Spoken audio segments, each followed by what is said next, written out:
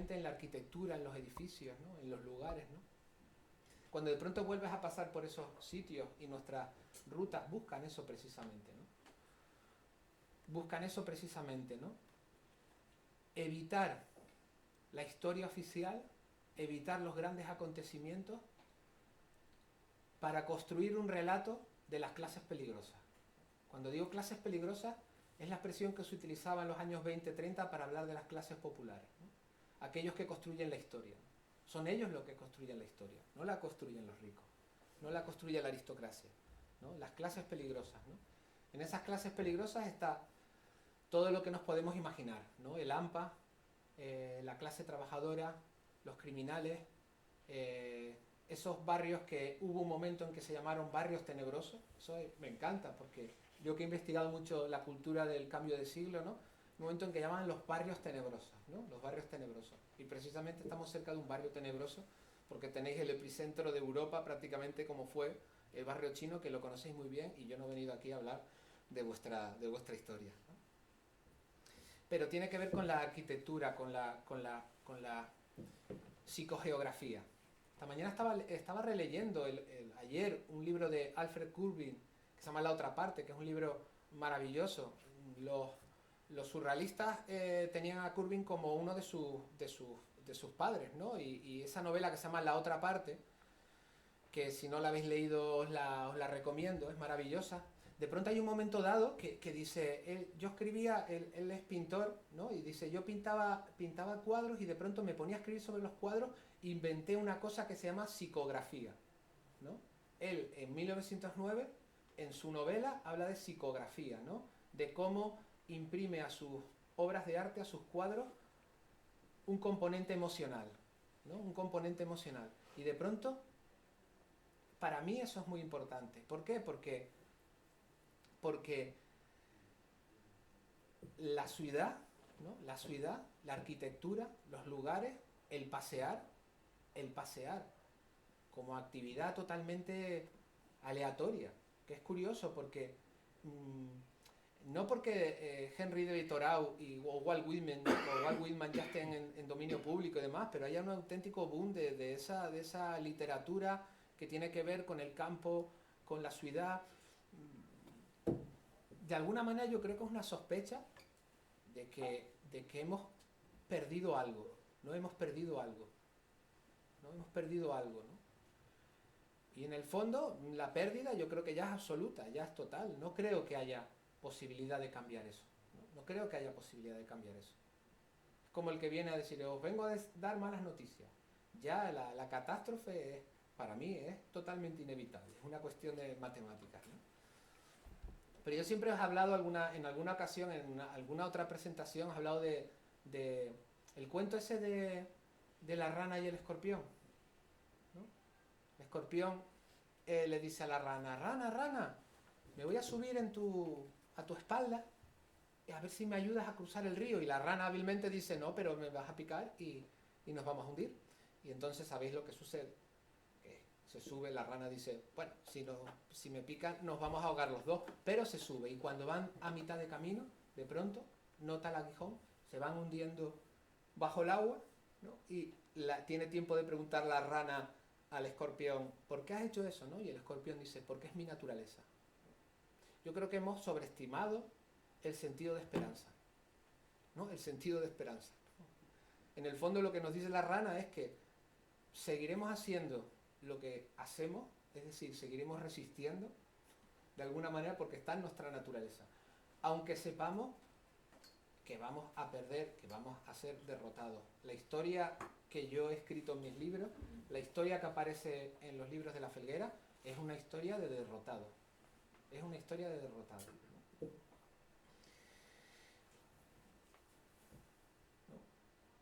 En tu mente. Bueno, he traído un libro maravilloso de Blavatsky, Madre de la Teosofía. Yo creo que es una edición de 1920. Ay, sería bonito que lo podáis tener, ¿no? Si lo queréis, ¿no? Que lo pasáis por ahí, pero que venga devuelto. Oye, por cierto, la arena del volcán. Mira, lo tiene. Oye, un recuerdo familiar, o sea, sería muy feo que me mangasen la arena del volcán, o sea. Es nuestra ahora. Bueno, vale. Bueno, y este libro maravilloso, que además hemos hecho un cartel a partir de ese libro, Quiromancia o el secreto de las manos.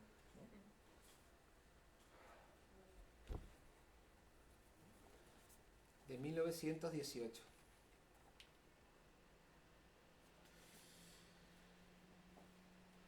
Para mí eso es la magia, ni más ni menos. Y yo sé que en otras charlas había gente, ¿no? Y sabéis que incluso he tenido, esto es muy gracioso, ¿no? Pero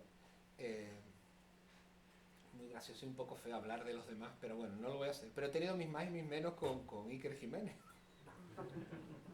Es que es muy gracioso, joder. Es que tengo el móvil lleno de mensajes de 9, 10 minutos el hombre hablando ahí, o sea. Iker. No,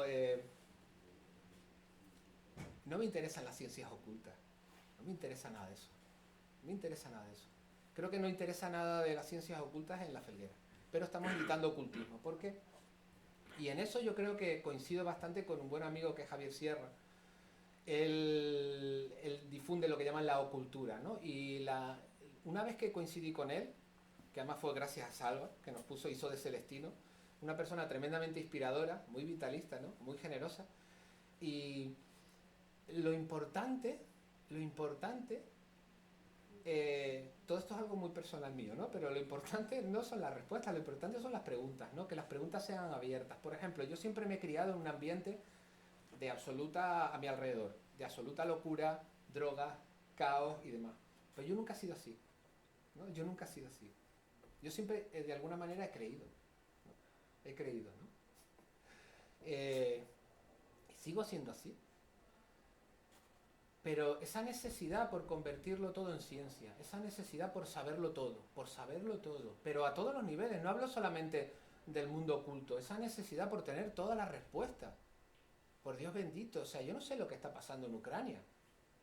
Vosotros lo sabéis, yo la verdad que realmente no sé lo que está pasando en Ucrania. Hay que tener un respeto por la historia, por el conocimiento, ¿no? Una época donde nos convertimos todos en opinólogos, ¿no? En opinólogos. Y yo creo que lo importante es dejar todas las puertas abiertas. Y es lo que hacemos en la editorial, precisamente.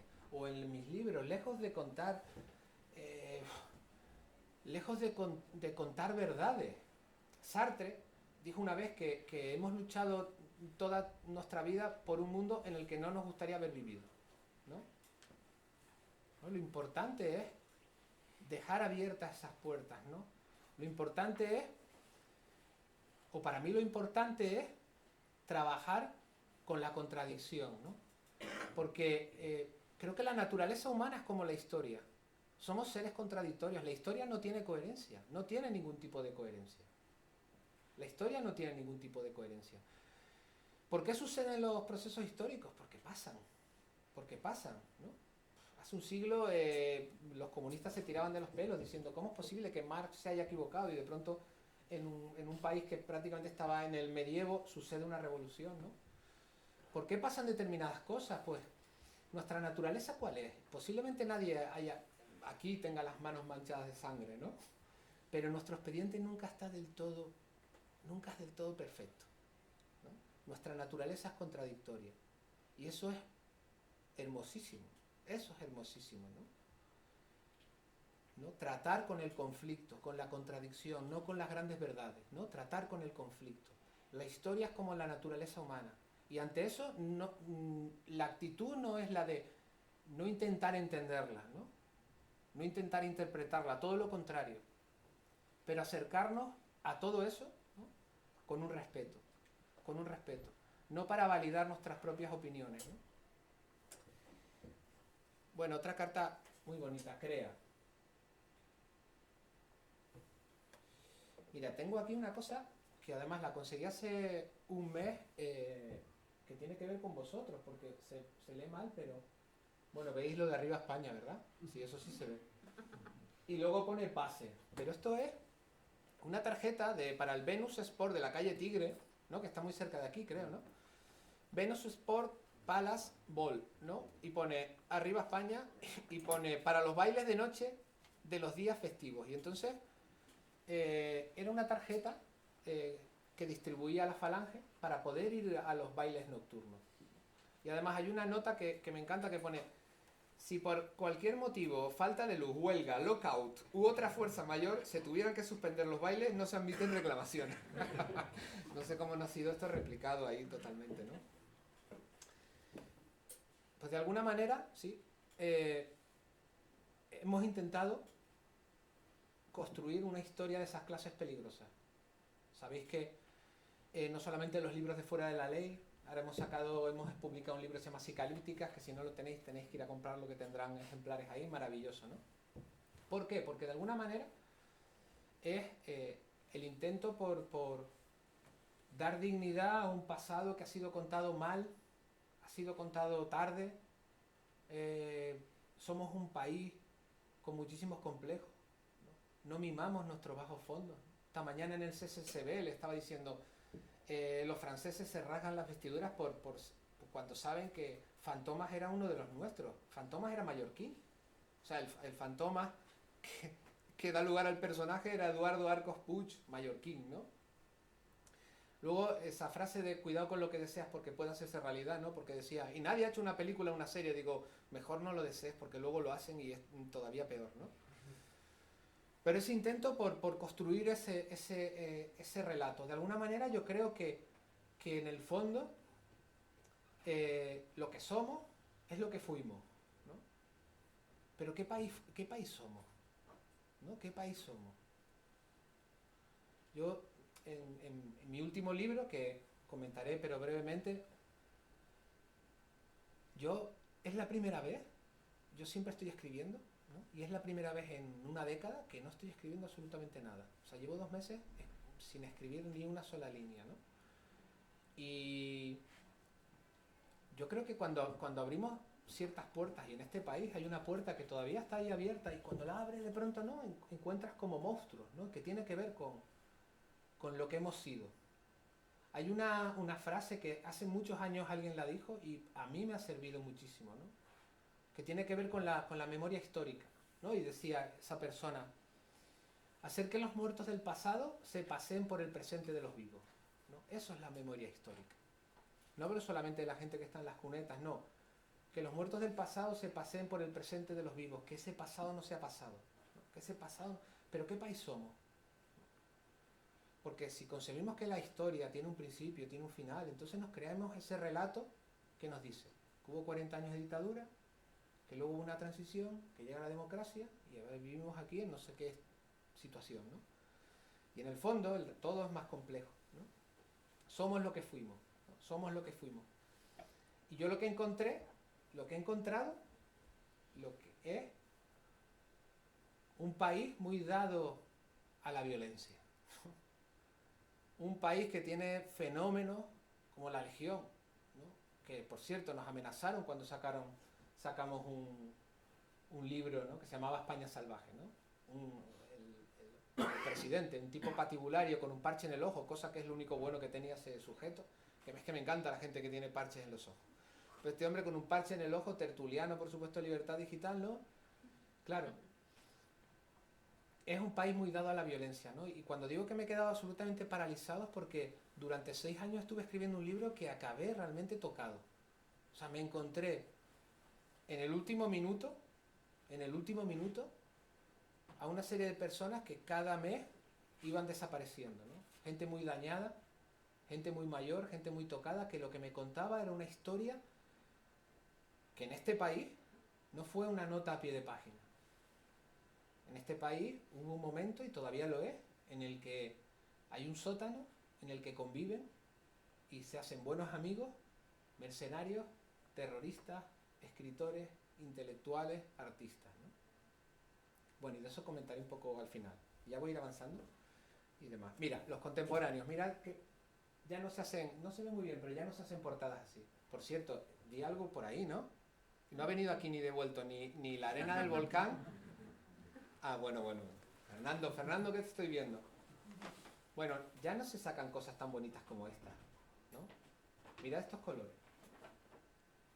Los contemporáneos.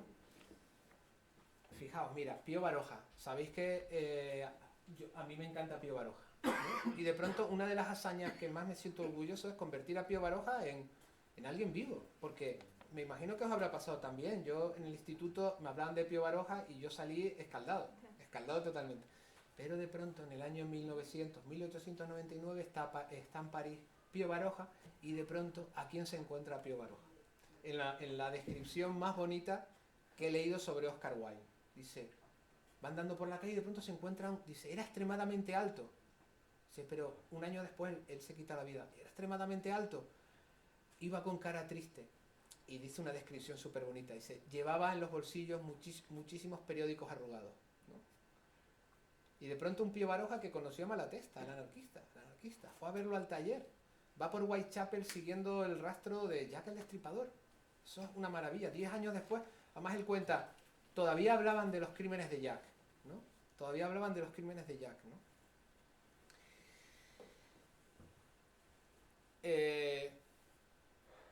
El cabaret de los apaches, ¿no? Estas novelitas maravillosas que se hacían antes, ¿no?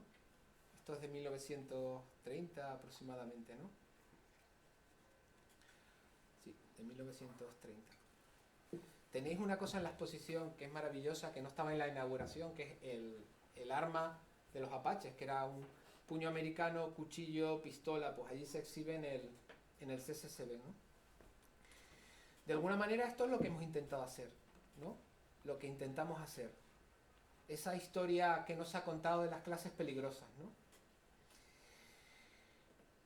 El otro día cuando me entrevistaron hice muchísimas entrevistas cuando la inauguración del CCCB y llegó un momento que ya no sabía ni quién me estaba atendiendo, pero hubo una persona que me cayó muy bien, pero me hizo una entrevista como superlativa, una entrevista que no tenía ningún tipo de sentido y me acuerdo que me preguntaba, un momento que fue el periódico de Cataluña, la contraportada, entonces me preguntaba, Servando, has estado en peligro, has vivido en el peligro, digo, ¿qué peligro? O sea, creo que las vidas de todos son muy parecidas, son vidas muy parecidas, tenemos vidas muy parecidas, ¿no?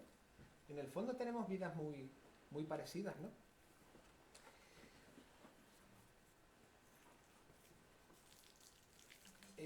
Otra carta, busca. Me llega un email de Ali Rashid, antiguo miembro de los Panteras Negras, en el que me dice que el club está totalmente abierto a que yo lo conozca, pero tengo que ir a Oakland. Tengo que ir a un sitio que es International Boulevard, que es una carretera inmensa. Oakland es muy grande, hay una zona muy rica, os puedo asegurar que esta zona era desoladora, no lo siguiente, ¿no? Pero claro, o sea, me dicen que de pronto el presidente, que se llamaba Toby Shin, que murió el otro día precisamente, tenía 85 años, que está dispuesto a hablar conmigo, pero tengo que ir allí, ¿no? Tengo que ir allí. Y me acuerdo que fue una historia como muy bonita, porque de pronto suceden esos momentos en los que dices, voy allí a escribir un libro, ya lo tenía prácticamente escrito, a conocer a los protagonistas de mi libro, que son una banda de motoristas como Los Ángeles del Infierno, pero negro. De hecho, posiblemente lo habéis leído ya, porque el libro se llamó El Ejército Negro, ¿no? Y me acuerdo que yo creo que las cosas más, y no solamente me habrá pasado a mí, a vosotros, ¿no? Las cosas más bonitas nos han pasado por la inconsciencia, ¿no? Esa necesidad que tenemos, y creo que es bonito no perderlas, ¿no? De mirar todo de soslayo, ¿no? Un poco, de mirarlo así, ¿no? Porque llega un momento en el que de pronto ya, ¿no? Perdemos esa capacidad, ¿no? De pronto nos decían, pudo haberte pasado algo malo, en algo, no digo que en esto, porque no me iba a pasar absolutamente nada, pero que las cosas más bonitas siempre han tenido algo de peligro, algo de riesgo, ¿no? Y me acuerdo que de pronto me vino a buscar un amigo que vive allí. Había gente que me escribía diciendo, no vayas por allí porque hay gente que ha ido y no ha vuelto. Y yo, joder, exagerado. Es verdad que había habido una cantidad de asesinatos, pero tremendo. Y de hecho, el intérprete que viene con nosotros, que eso es muy gracioso porque yo lo grabé toda una grabadora y entonces, escuchando las grabaciones, se ve como nos despiden del club, no sé qué, un club todo atrincherado, pues como lo bueno de Estados Unidos, y vosotros que lo conocéis seguramente, pues yo os he oído en una ocasión, es que, y eso es lo bonito, todos los tópicos se cumplen, tú vas allí y todo es como un plató, o sea, es tan maravilloso. Y de pronto te encuentras casi en un capítulo de Song of Anarchy, era exactamente igual, no había ni una sola diferencia, ¿no? La única diferencia es que yo iba en pantalones cortos y que fuimos allí en un 600, y es verdad eso, ¿no? Y que ellos eran los realmente apabullados y aterrorizados eran ellos, porque pensaban, este puto loco, ¿qué hace aquí este puto loco? ¿No? Entrando en un 600, sonando los chichos, eso es totalmente cierto. Y aparcando donde ellos tenían todas las Harleys, ¿no? Y yendo a darles la mano y uno de ellos diciendo, no te la doy porque no sé dónde la has puesto. Digo yo, joder, o sea, y preguntándome, ¿y de dónde eres? ¿De dónde eres? Digo, he venido de muy lejos para conocer a tu presidente, ¿no? Y dice, ¿de dónde? Digo, de Canary Island, de las Islas. No tenía ni puñetera idea de dónde quedaba eso, ¿no? Yo digo, ni out of Africa, entonces de pronto ellos todo, Y me acuerdo, me dijeron, ¿y has venido en eso? ¡Ah! Y no sé, claro, el 600 ahí aparcado, fue bastante lamentable aquello. ¿Y por qué os estoy contando esto? No sé. Y el intérprete le habíamos ocultado, claro, en la grabadora empieza, nos despedimos y entonces vamos en 3 minutos de silencio y de pronto pues el subidón de tío, lo que hemos visto, lo que hemos vivido. Digo, ¿sabes que ahí hace un año justo mataron a un tipo? Y él no me lo has dicho, no me lo has dicho. Había gente que no se quería acercar allí, ¿no? Porque lo extraño era que les llegase alguien, ¿no? Yo creo que fui el único blanco con un dominio del inglés nulo prácticamente, ¿sabes? El único blanco, que encima ni soy motorista ni me da miedo a las motos, o sea, que he escrito un libro sobre motoristas. No sé por qué estoy contando esto, porque, sí, esto quiere decir que ya tengo que ir terminando, sí. Bueno, destruye, la mejor carta al final, mira, aquí.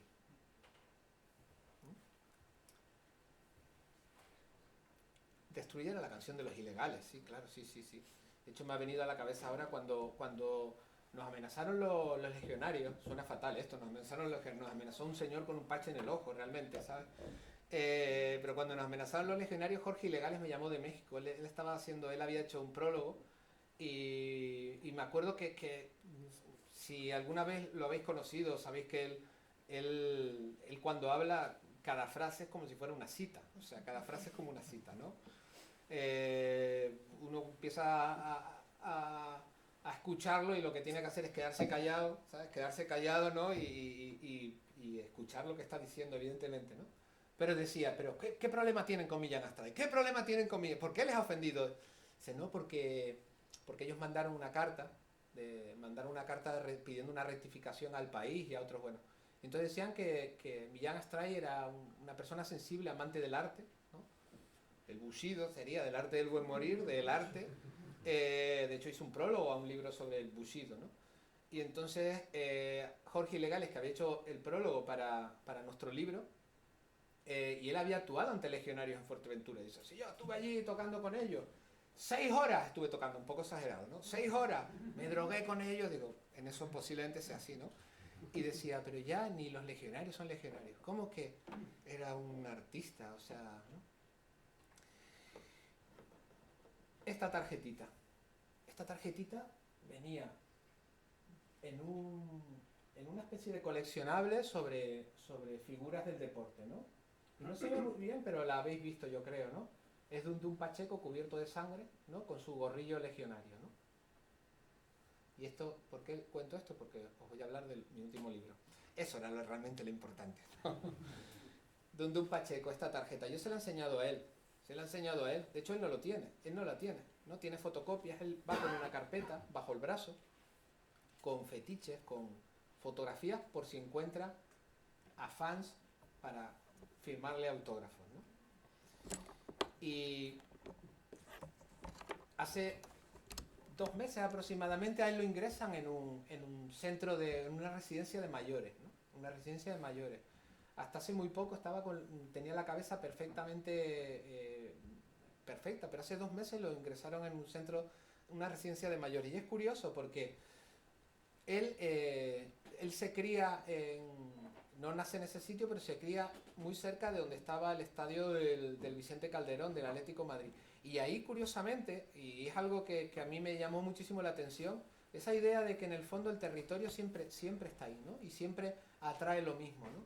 Él nace en el mismo lugar, prácticamente a 50 metros de los grandes suburbios que describe Pío Baroja, que son las Cambroneras y las Injurias. Él nace justamente ahí al lado, ¿no? Cuando ya las Cambroneras, que todavía existe el camino de las Cambroneras, él se cría justamente ahí, ¿no? En los grandes arrabales y los suburbios en los que había que entrar, o con la policía, en busca de apaches tatuados o con personas que vivieran allí, ¿no? Pero es curioso que vaya a terminar posiblemente sus días en el mismo lugar, porque la residencia mayor está en el mismo sitio, prácticamente, a casi 10 minutos de mi casa, ¿no? En mayo del año pasado fue la última vez que lo vi. Y hubo un momento muy curioso porque él siempre te pide dinero, ¿no? Te dice, dame, lo hace un poco de vacilar, pero realmente no. O sea, te pide dinero, ¿no? Y esto que os voy a contar, que es bastante honroso para mí, lo digo con total dignidad, es que lo último que le hablé, la última vez que estuve con él, me dijo, oye, cuando nos fuimos a despedir, oye, ¿me das un poco de dinero? Digo, yo no te puedo dar dinero, pero te puedo dar dignidad. A que suena muy bien. Y es verdad, porque vivimos una época, creo, en la que yo creo que dar dignidad a una persona es darle una voz, ¿no? Una voz. Yo cuando me encontré con esta historia realmente de una violencia muy grande, en el que iba haciendo descubrimientos a lo largo del camino, el libro está contado como si fuera ficción, de alguna manera, y fue algo deliberado. Cuando cerraba una puerta y aparecía otra puerta, que era el siguiente personaje que me iba a encontrar, algunos de ellos ya muertos, porque han pasado 6 años, de pronto me iba encontrando con esa España, ¿no? Una España que para mí era absolutamente insólita, no por el tema de la violencia, que evidentemente ya lo sabemos, ¿no? Pero de pronto una serie de personajes contradictorios, ¿no? El primer rockero de este país, Manolo Pelayo. Yo lo llevo buscando durante años y años, ¿no? Y de pronto alguien me dice, está en el puerto de la Cruz, ¿no? Sigue actuando. Digo, ¿cómo va a seguir actuando? Tiene 84 años, ¿no? Dice, sí, todas las tardes actúa en un piano bar llamado el Café París. Qué cosa más maravillosa, que casi como si fuera una película casi de antihéroes, ¿no? Qué cosa más maravillosa que los días de aquel hombre terminen en un piano bar, que yo fui allí, salí con fiebre prácticamente después de estar 4 horas, porque al principio él estaba súper halagado, ¿no? Y entonces de pronto empieza a sonar y era el Ring of Fire de Johnny Cash, y digo, joder, qué maravilla, pero eso terminó a los 10 minutos, porque luego vino Melendi, luego vino de todo, y él, yo estaba como ahí, y él continuamente cogía, salía y se ponía, sigo siendo aquel rockero que vestía de negro, y yo, joder, madre de Dios, ¿no? Y cuando le preguntaba sobre la banda de los ojos negros, que es realmente de lo que trata mi libro, ¿no? De alguna manera, es el pretexto de construir una biografía de Dundún Pacheco, que es un personaje excesivo al que yo conozco y que posiblemente, una vez que yo lo había hablado 2, 3, 4 veces con él, podía haber escrito en 4 o 5 meses un libro que tratase de él, ¿no? Pero convertirlo en una caricatura, ¿no? En un personaje, ¿no? Y cuando de pronto descubro que a partir de esa biografía puedo construir un relato que tiene que ver con España. Su historia es la historia de España. Un personaje que salía con un maletín con 1 millón de pesetas en una época que se ganaban, los boxeadores ganaban ese dinero, ¿no?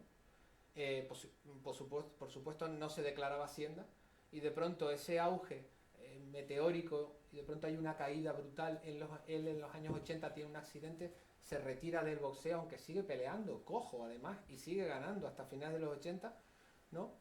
De alguna manera es la historia de España. Es la historia de España, ¿no? Es todas esos sueños, todas esas esperanzas que se producen en la transición, y de pronto la gran decepción. La gran decepción que termina en ese escenario absolutamente de Jurassic Park, distópico, que para mí es definitivo, y que se ejemplifica en Barcelona 92, en Sevilla 92, en las estructuras que quedan en pie años más tarde. Hay un documental maravilloso, que además uno de ellos es amigo mío, que pidió permiso para entrar en la isla de la Cartuja, en las estructuras que todavía quedaban en pie de la Expo 92, y alguien les dijo, pero es muy peligroso. Dijo, ¿pero por qué? Dice, es que, a ver, hay mucha agua y han crecido plantas. Y entonces el documental que está ahí es increíble, porque ellos van como si fueran trajes de buzo, ¿no? Y de pronto se encuentran, ¿no? La naturaleza se ha abierto paso y les llega el agua, hay momentos que les llega el agua por la cintura, ¿no? Eso es este país, ¿no? Eso es este país. En los años 80, el delirio absoluto, la droga, ¿no? Y en el caso que yo me encontré, de asesinatos y de violencia, ¿no? De asesinatos y de violencia, ¿no? Él, antes de pedirme ese dinero y yo decirle, pues te voy a dar dignidad, él me dice, pero además yo sigo siendo caballero legionario, ¿no? Él estuvo en la legión, sigue llevando el pin de la legión, él es un hombre de orden y siempre te habla de lo mismo. Y entonces digo, pero, dice, porque es que hay una guerra. Digo, ¿guerra? ¿Qué guerra? Dice, claro, si me llaman yo voy a ir. Digo, ¿pero y qué guerra? Me dice, ¿pero no has visto los inmigrantes saltando las vallas? Digo, sí, porque si me llaman yo voy a ir. Yo voy a ir. Y así fue lo último que hablé de él, ¿no? Lo último que hablé con él. No sé cómo terminar esto, pero yo creo que ya tengo que ir terminando. La arena del volcán está ahí, ¿no? Y el libro allí. Sería súper feo que no viniera de vuelta a la arena del volcán. Yo creo que si queréis preguntar algo, esto no estaba preparado ni nada, o sea, he estado hablando. Me encanta porque suena como una copla ahí detrás, como si hubiera terminado un concierto. ¿Queréis preguntar algo? Bueno, ya puesto, yo voy a preguntar. Las invitaciones que comentaste Ah, para sí. la exposición. Buena pregunta. Me encanta.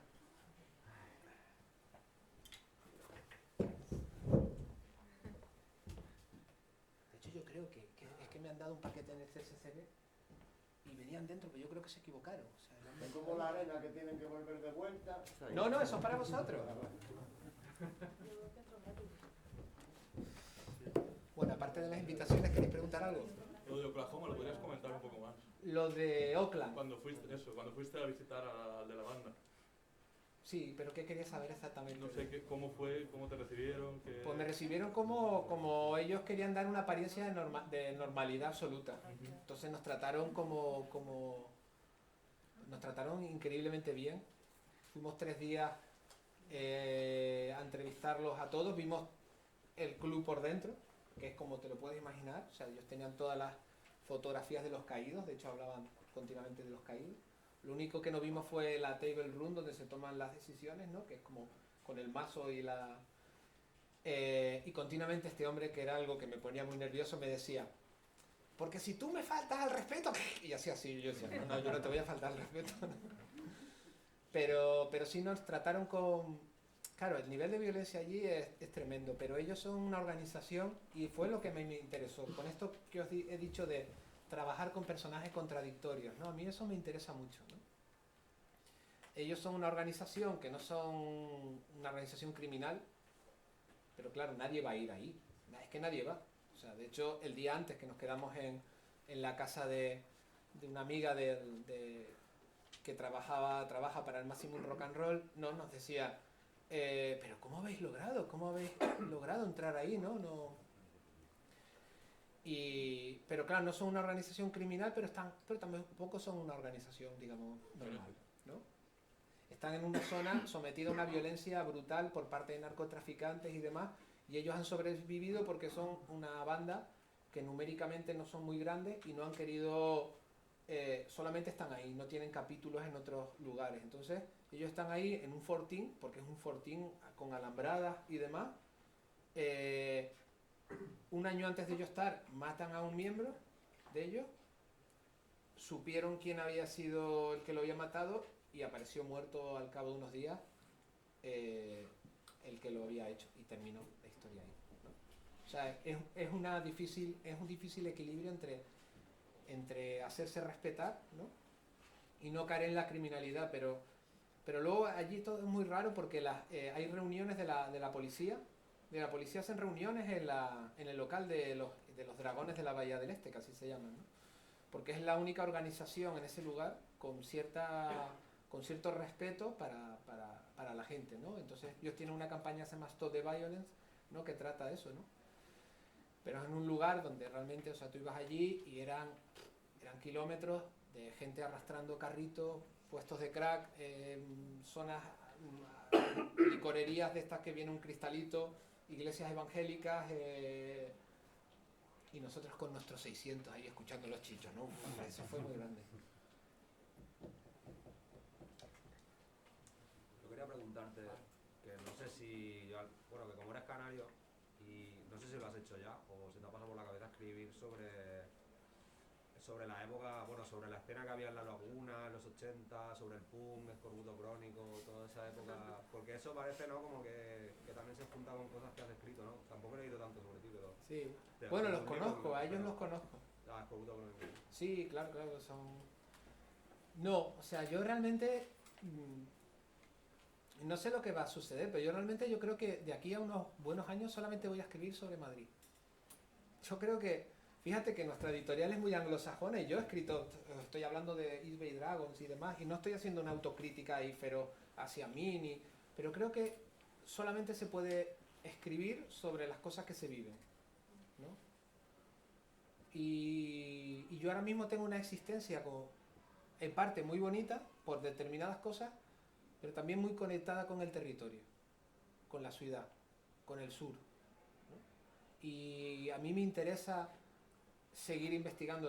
De hecho, todo el odio que tenía dentro, has hablado de un Pacheco, realmente es la historia, entre otras cosas, de Madrid, de la historia de la posguerra en Madrid, es otra historia de la ciudad realmente, ¿no? Y creo que tengo una idea parecida, ¿no? Pero no creo que escriba sobre otro tipo de cosas, ¿no? O sea, me piden prólogos, eso posiblemente lo haré, pero no creo que... Y lo de la laguna y tal, los conozco, no sé si eso es bueno o malo, ¿sabes?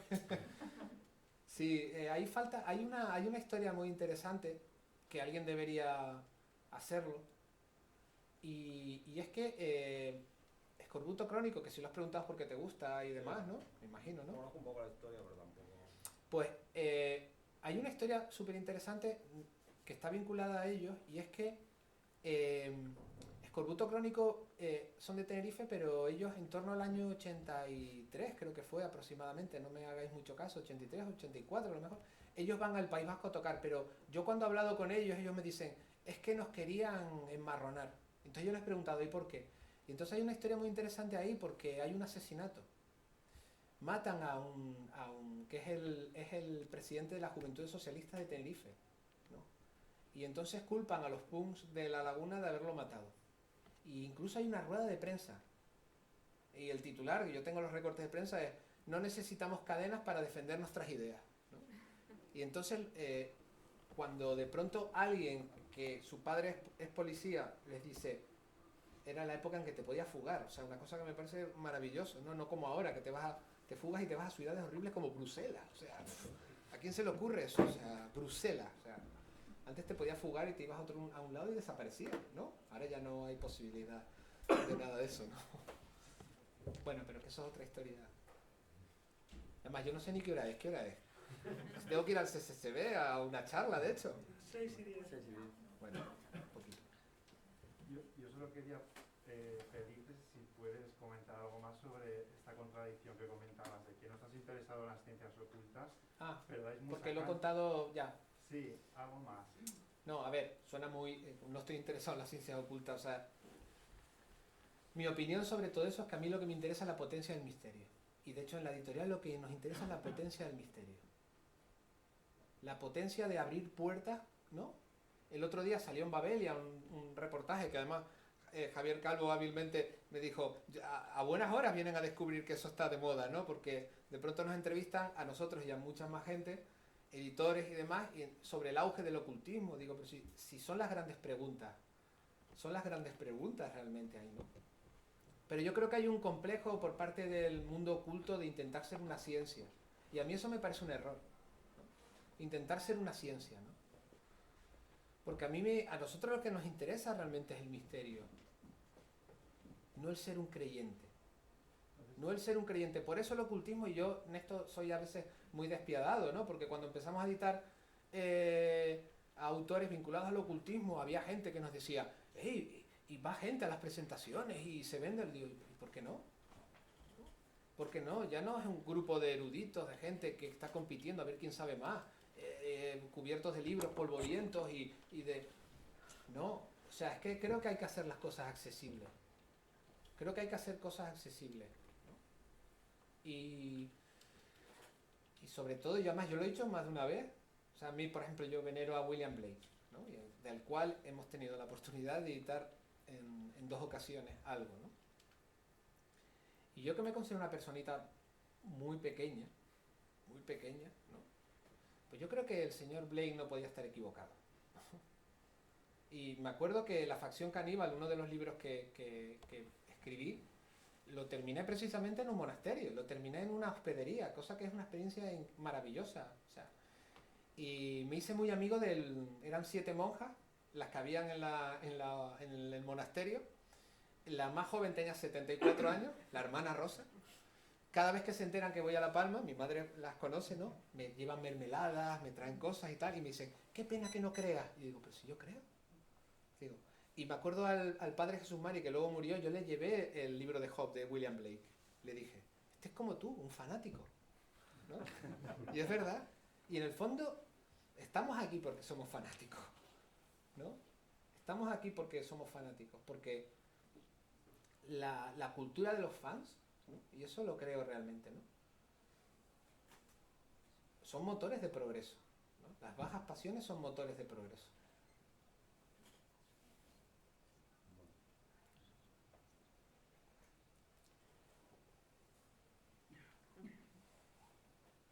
Yo te quería preguntar, a ver, yo cuando leí todo lo que tenía dentro, esto que hablas de los personajes contradictorios, ¿no? Y esto me pasaba con Pacheco, ¿no? Un tío que por un lado sufrió lo que sufrió en Carabanchel, su juventud, sufrió a Billy el Niño, pero que por otro lado, hablando en plata, fuera un facha armado.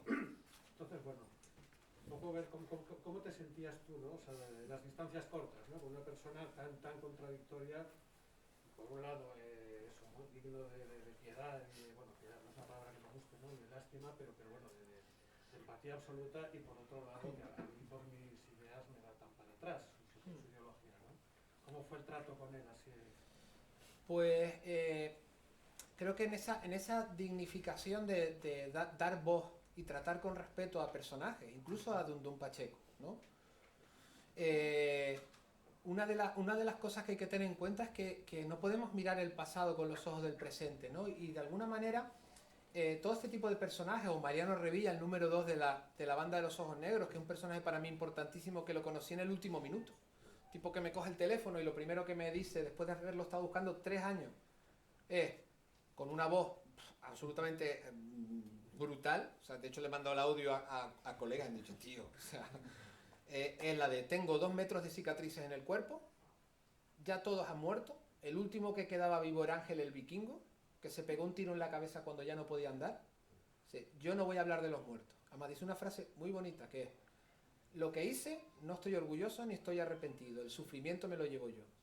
Y es como tú dices, son personajes contradictorios que hicieron absolutas perrerías, pero también hicieron cosas muy dignas.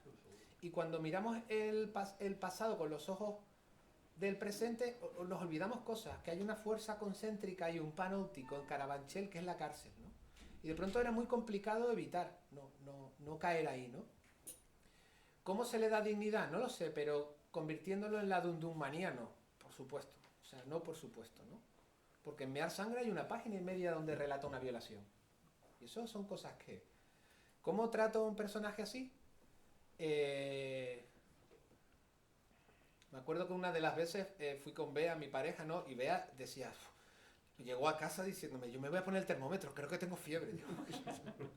No, porque es bastante tremendo, ¿no? Es bastante tremendo. Sí, yo salí tocado de eso. De hecho, es la primera vez que me pasa. Salí tocado de esa experiencia. Porque es algo bastante tremendo, ¿no? Encontrarte con un boxeador que siempre te cae tienes la tentación de eso de juguete roto, ¿no? De juguete roto, ¿no? Sino una sucesión de espantos. ¿Y cómo es posible que de pronto, no todos, pero un buen puñado de pioneros del rock and roll fuera gente de orden. O sea, gente de orden. ¿Cómo es posible, no? Sucede, ¿no? ¿Y cómo es posible que de pronto el que funda el Rocola, el templo de la movida, mientras una escena podría haber sido perfectamente esta? Está tocando Alaska y en el trastero, la oficina al fondo, está el fundador del Rocola reunido con varias personas que se dicen agentes del gobierno, del Ministerio del Interior, es decir, son del GAL, en el que a este señor le están diciendo 6 millones de pesetas por la cabeza de un terrorista. Y él no lo hace, pero envía a sus hombres, es decir, era un antiguo terrorista, porque él venía de las OAS francesas. Esto lo cuenta él, ¿no? Entonces, todo eso que empezó, que mi idea no era ese tipo de personajes, pero a medida que iba abriendo una puerta y cerrando otra, me iba encontrando con esa España. Y dice, esa España ya la conocía. Yo no la conocía, o sea, no la conocía. No la conocía. Esa tensión entre modernidad y crimen, ¿no? Modernidad y crimen. Eso también es España. Pero claro, cuando construimos la historia, queremos que la historia sea pacífica. Cuando digo que sea coherente, ¿no? Una dictadura y yo que creo en que existe la verdad y existe la historia, o sea, existe. Y no podemos renunciar a ella. La verdad y la historia es que hubo 40 años de dictadura, ¿no? O sea, no podemos renunciar a eso y quedarnos en el relativismo de siempre, porque es la tentación que tenemos ahora, ¿no? Pero al margen de eso, en esos 40 años de dictadura que fueron lo que fueron, habían personajes contradictorios ahí, ¿no? De pronto Triunfo, la gran revista que a mí me encanta, la gran revista de izquierda, de pronto la crea Joe Linton, o sea, un antiguo amigo de León de Grel, el nazi belga. ¿Imagináis? O sea, un antiguo nazi belga creando la primera revista de la modernidad en España. ¿Cómo se come eso? ¿No? De pronto, ¿cómo es posible? ¿No? Y luego eso tiene una razón y para eso está el libro. Pero ese tipo de personajes que eran maravillosos. Yo, por ejemplo, cuando conocía, aparecen las siglas, pero es un antiguo policía que ahora tiene 95, 96, 97 años. Y él acompañaba a León de Grel, ¿no? Y me dice, yo era el guardaespaldas junto a otro con León de Grel. Digo, ¿pero tú sabías quién era? Y dice, hombre, sabíamos algo, pero él era un tipo educado, lo acompañábamos al casino, nos invitaba a copas en Chicote, claro. Es que eso fue España. Y eso es tremendo. Entonces, ¿eso qué nos hace a nosotros como pueblo? Porque de lo que fuimos somos. Si eso lo toleramos y eso existió, ¿qué cuento es ese que la historia es un reseteo y que somos una página en blanco con la llegada de la democracia y no sé qué? Cuento. Un cuento absoluto. Y ahora vivimos una época donde esas fuerzas están ahí. Están ahí, esas fuerzas, por muchos motivos, ¿no? Pero están ahí esas fuerzas. Porque nada ha desaparecido. O casi nada ha desaparecido. Y Dundún, pues llegas a sentir afecto, la verdad. O sea, llegas a sentir afecto. Él siempre habla del pasado, se emociona. Y hay un momento muy bonito, porque hay un personaje en el libro que se llama Ángel Luis, que es el líder de Los Ojos Negros. Y Ángel Luis daba para 8 películas y 8 series. Pero lo asesinan en el año 85 y ya no hay más información de él que se sepa. Pero es el gran personaje. Porque cuando yo conocí a Dundún me pareció increíble lo que me contaba, pues el Lute, Camilo VI, pues 1000 cosas. Pero cuando de pronto él se emocionaba, porque se emociona físicamente, llora. Cuando dice, mi hermano Ángel Luis era como mi hermano. Digo, ¿pero quién es este Ángel Luis? Me voy acercando a Ángel Luis y me doy cuenta de un personaje que es un tipo que hacía de extras en películas de spaghetti western, que montaba a caballo en Madrid, o sea, que era el tipo más temido de todos. O sea, un tipo que llegaba con... Además, me lo contó una persona, en el año 68-69 el tío llegaba con una venda en la oreja, ensangrentada, y le preguntaban a la gente, ¿pero ¿y de dónde vienes? No, un tiroteo ayer con la policía, ¿no? Tipo que además no bebía alcohol, bebía leche, eso me encanta porque es como la bebida de los villanos, ¿no? Entonces se apoyaba en un bar, ¿no? Bebía leche, no bailaban ellos, Los Ojos Negros ninguno bailaba, no les interesaba el baile, lo que estaban ahí a la mínima para que se desatase la violencia. Y entonces bebiendo un vaso de leche. Y me acuerdo con Dundún Pacheco, la última vez dije, antes de despedirme le digo, ¿por qué lo considera su hermano Ángel Luis? Le dije, José Luis, ¿no? Pacheco, te voy a contar cómo murió realmente Ángel Luis. Y el tío se quedó pálido, ¿no? porque el tío siempre me había contado, y esto es como lo de la verdadera muerte de, ¿cómo es? Liberty Balance, ¿no? ¿No? ¿Qué prefieres, la leyenda o la...? ¿No? Y entonces, joder, yo sé cómo murió tu amigo. Y él, pero... Yo también, murió, fue a plaza... Digo, no. O sea, yo he hablado con una persona que lo vio desangrándose ahí. Y sé el nombre de la persona que lo mató. Y entonces se lo empiezo a contar y eso sí que era el terror. La cara era de terror. Era como, no. Claro, comprendes que no puedes remover eso. Que no puedes remover eso. De pronto es como que de pronto alguien te dice, en el último minuto de tu vida, te dice, te voy a contar una historia sobre tu padre que no conoces, ¿no? Y fue increíble aquello, ¿no? Porque de pronto yo, a mitad de historia, el hombre era como, no, pálido. Dije, bueno, vale, cuento. Nada.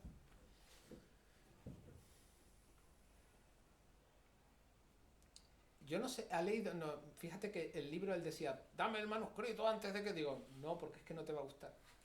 No te va a gustar. Y realmente yo creo que yo se lo di en la residencia, se lo habrán dado, pero yo creo que en el fondo es un retrato bonito hacia él. Es un retrato bonito. A él no le va a gustar porque él quiere un traje hecho a medida. Que todas las autobiografías son ficción, ¿no? No dicen eso, y es verdad. Claro, es que...